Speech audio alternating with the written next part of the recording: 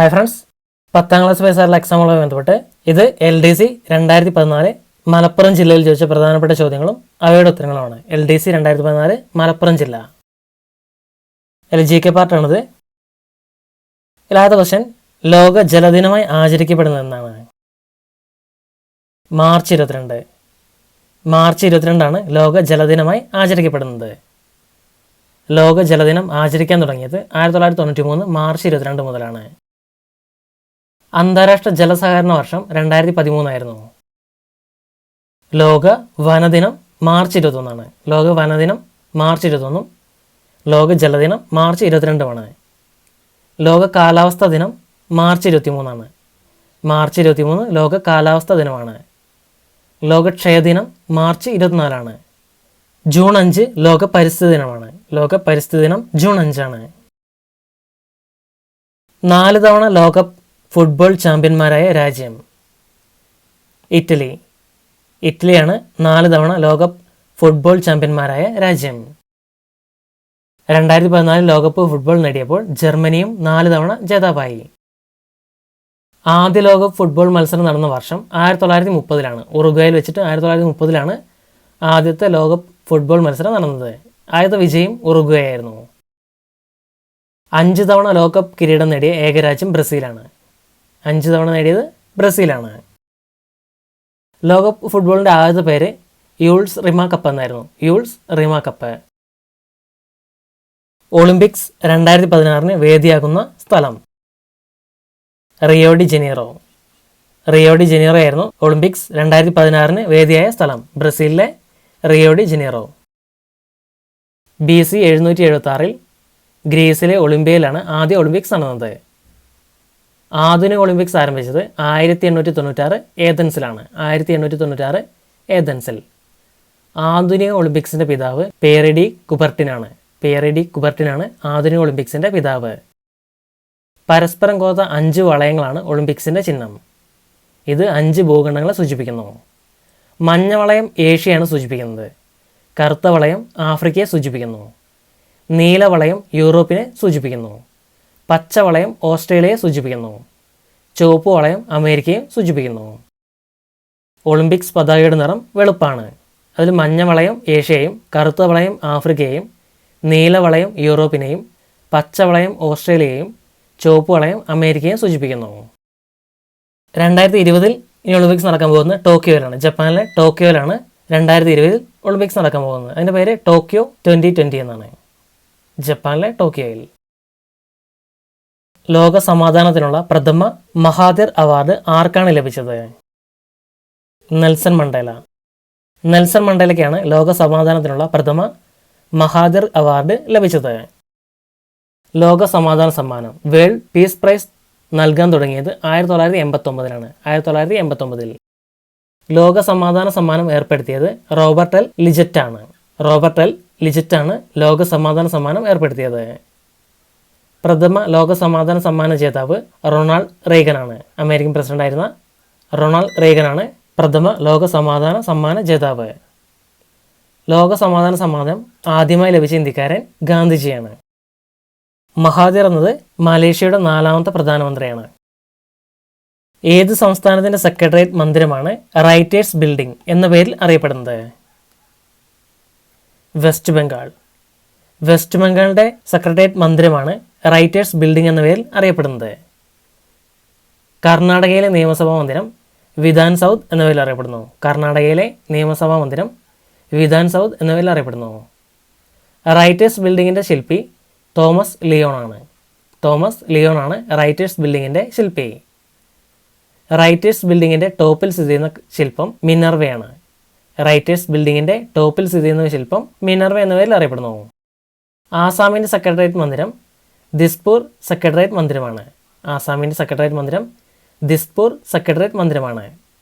മഹാരാഷ്ട്രയുടെ secretariat മന്ദിരം Mumbai secretariat ആണ്. മഹാരാഷ്ട്രയുടെ secretariat മന്ദിരം മുംബൈ സെക്രട്ടേറിയറ്റ് ആണ്. കർണാടകയുടെ സെക്രട്ടേറിയറ്റ് മന്ദിരം MS ബിൽഡിംഗ് ആണ്. MS ബിൽഡിംഗ് ബാംഗ്ലൂരാണ് കർണാടകയുടെ സെക്രട്ടേറിയറ്റ് മന്ദിരം. ഇന്ത്യൻ ഭരണഘടനയുടെ ഏത് ആർട്ടിക്കിളിലാണ് മൈനോറിറ്റി എന്ന വാക്ക് പ്രത്യക്ഷപ്പെടുന്നത്? ആർട്ടിക്കിൾ 29. ആർട്ടിക്കിൾ 29 മൈനോറിറ്റി എന്ന വാക്ക് പ്രത്യക്ഷപ്പെടുന്നത്? ആർട്ടിക്കിൾ 14 സമത്വത്തിനുള്ള അവകാശമാണ്. ആർട്ടിക്കിൾ 14 സമത്വത്തിനുള്ള അവകാശമാണ്. ആർട്ടിക്കിൾ 16 അവസര സമത്വമാണ്. അവസര സമത്വം ആർട്ടിക്കിൾ 16 ആണ്. ആർട്ടിക്കിൾ 17 ഐത്താചരണ നിരോധനമാണ്. ഐത്താചരണ നിരോധനം. ആർട്ടിക്കിൾ 18 ബഹുമതികൾ നിർത്തലാക്കലാണ്. ആർട്ടിക്കിൾ 18 ബഹുമതികൾ നിർത്തലാക്കലാണ്. ആർട്ടിക്കിൾ 19 അഭിപ്രായ സ്വാതന്ത്ര്യമാണ്. അഭിപ്രായ സ്വാതന്ത്ര്യം. ആർട്ടിക്കിൾ 21 ജീവിക്കാനുള്ള അവകാശമാണ്. ആർട്ടിക്കിൾ 21 ജീവിക്കാനുള്ള അവകാശമാണ്. ആർട്ടിക്കിൾ 21A വിദ്യാഭ്യാസമാണ്. ആർട്ടിക്കിൾ 21A വിദ്യാഭ്യാസമാണ്. ആർട്ടിക്കിൾ 24 ബാലവേല നിരോധനമാണ്. ആർട്ടിക്കിൾ 24 ബാലവേല നിരോധനം.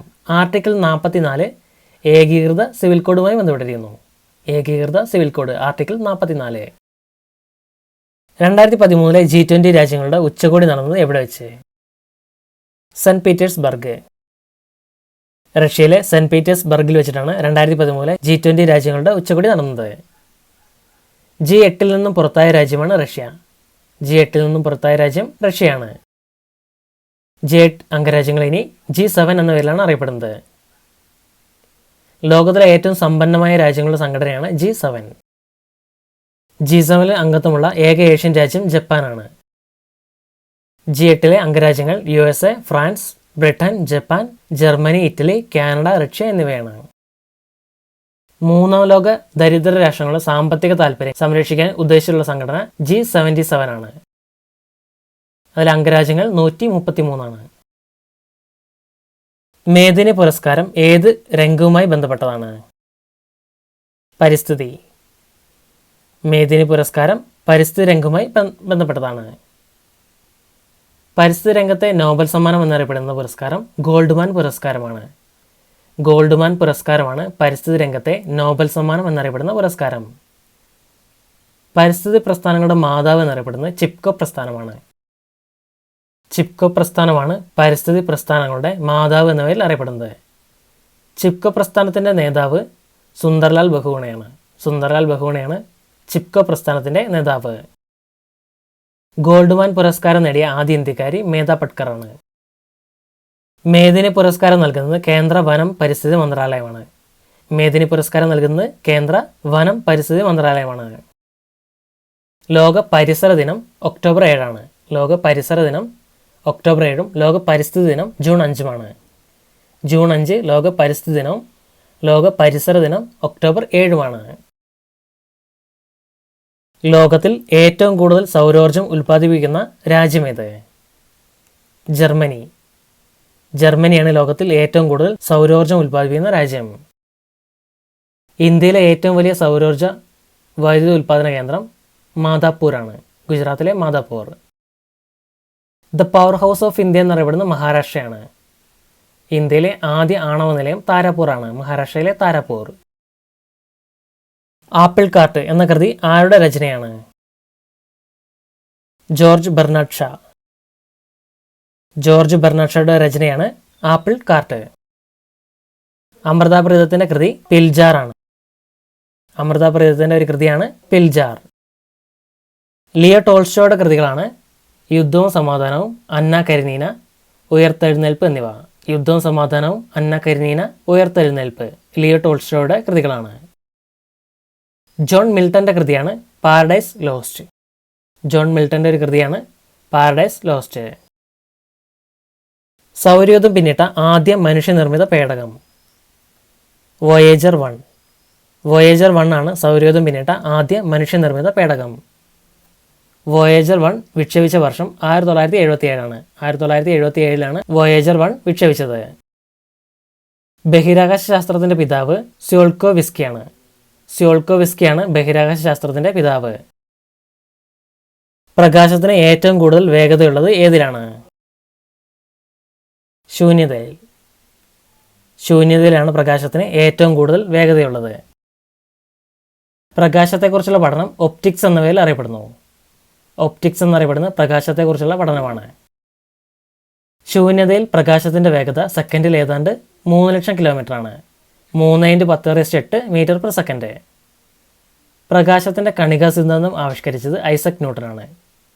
പ്രകാശത്തിൻ്റെ തരംഗ സിദ്ധാന്തം ആവിഷ്കരിച്ചത് ക്രിസ്റ്റ്യൻ ഹൈജൻസ് ആണ്. Christian Huygens. പ്രകാശവേഗത ഏറ്റവും കൂടുതൽ ശൂന്യതയിലാണ് എന്ന് കണ്ടെത്തിയത് ലിയോൺ ഫുക്കാൾട്ടാണ്.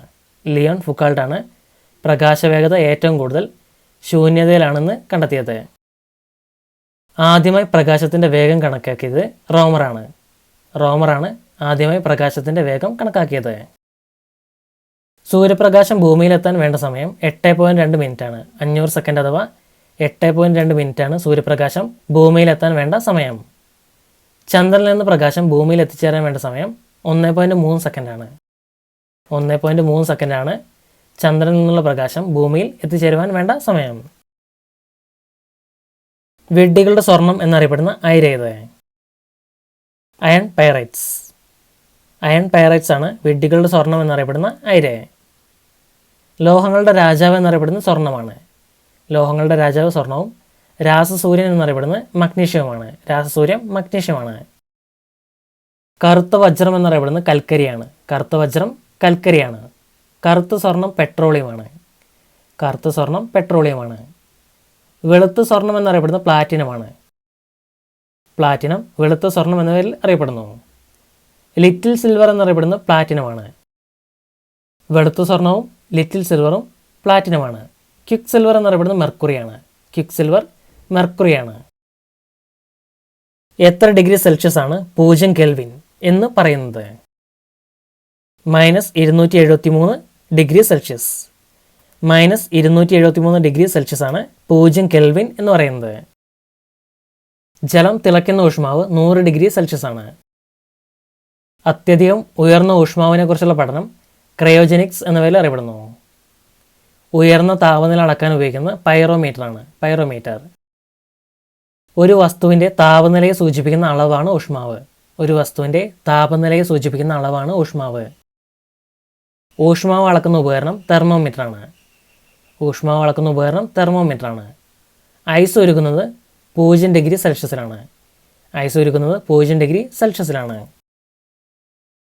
പാറ്റ ഗുളികയായി ഉപയോഗിക്കുന്ന രാസവസ്തു നാഫ്തലിൻ. നാഫ്തലിനാണ് പാറ്റ ഗുളികയായി ഉപയോഗിക്കുന്ന രാസവസ്തു. അഴിമതിക്കാരായ ഉദ്യോഗസ്ഥരെ പിടികൂടാൻ കറൻസി നോട്ടുകളിൽ പുരട്ടുന്ന രാസവസ്തു ഫിനോഫ്തലിനാണ്. ഫിനോഫ്തലിൻ. പരീക്ഷണശാലകളിൽ ജൈവ സാമ്പിളും മൃതശരീരവും മറ്റും സൂക്ഷിക്കാൻ ഉപയോഗിക്കുന്നത് ഫോർമാൽഡിഹൈഡാണ്. ഫോർമാൽഡിഹൈഡ്. റബ്ബർ പാലിൽ അടങ്ങിയ അടിസ്ഥാന പദാർത്ഥം ഐസോപ്രീനാണ്. ഐസോപ്രീനാണ് റബ്ബർ പാലിൽ അടങ്ങിയ അടിസ്ഥാന പദാർത്ഥം.